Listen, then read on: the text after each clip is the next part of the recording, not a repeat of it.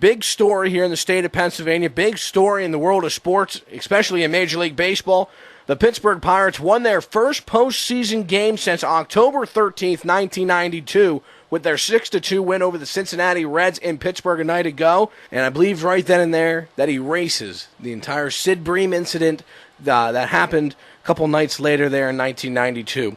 But the one thing that was extremely awesome about that game last night, Justin, and I don't know if you got a chance to see any of the highlights or even watch the game, but the blackout, the PNC Park blackout, which it was absolutely unreal. And it was kind of interesting trying to figure out where that started, who started that. And a lot of people thought it was Andrew McCutcheon who started that on Twitter. Big on Twitter, a lot of followers, always has a lot of fun with it. But it was actually the Fort. Michael McHenry tweeted Sunday night, and I quote this tweet, part of the tweet. How sick would it be if all the fans wore black on Tuesday, black it out? And that is exactly what the 40,000 plus on hand did. Decked out in black, going insane, and living and dying with the Pirates as they did all season long. Oh, absolutely. It's a great move by the fan base following for on this one.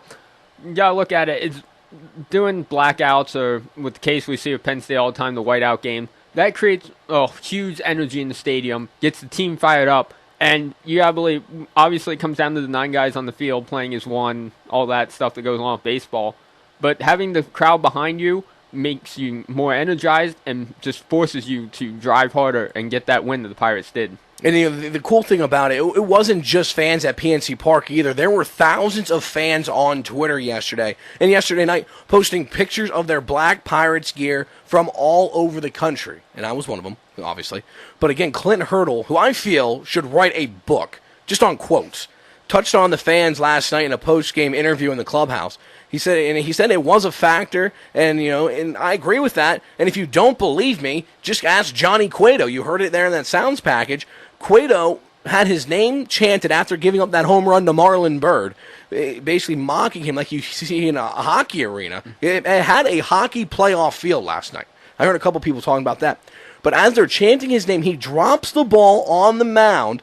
A couple pitches later to Russell Martin, gives up that home run to make it 2-0 in the second inning. It was absolutely unreal, and I agree with exactly what you said. Just the team feeding off the fans, feeding off the city. But Francisco Liriano was outstanding on the mound for the Pirates. Goes 7 innings, gives up 1 run. It was earned on 4 hits, walked 1, struck out 5, and also retired the first 9 batters that he faced before hitting Sinsu Chu to lead off the 4th inning. That's where the first run, the only run they gave up came up in that inning.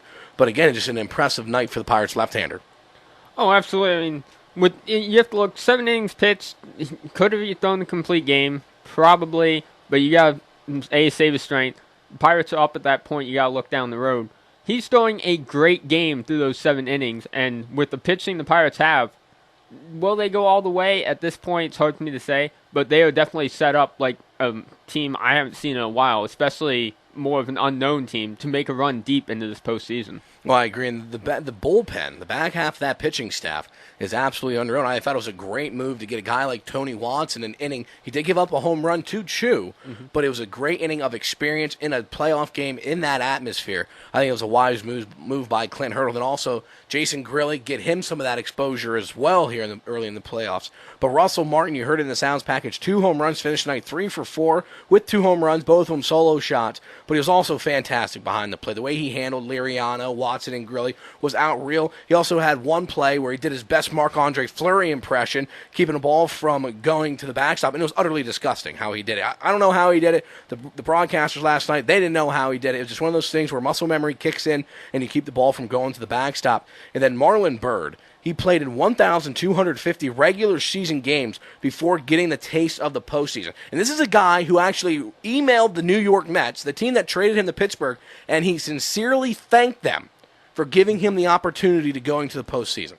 And that's just a class act move. And how do you get repaid? You get a hanging changeup from Johnny Cueto and you just rock it over the left field fence to get the Pirates on the board. Get your team on the board. It was just a great story, great move all the way around.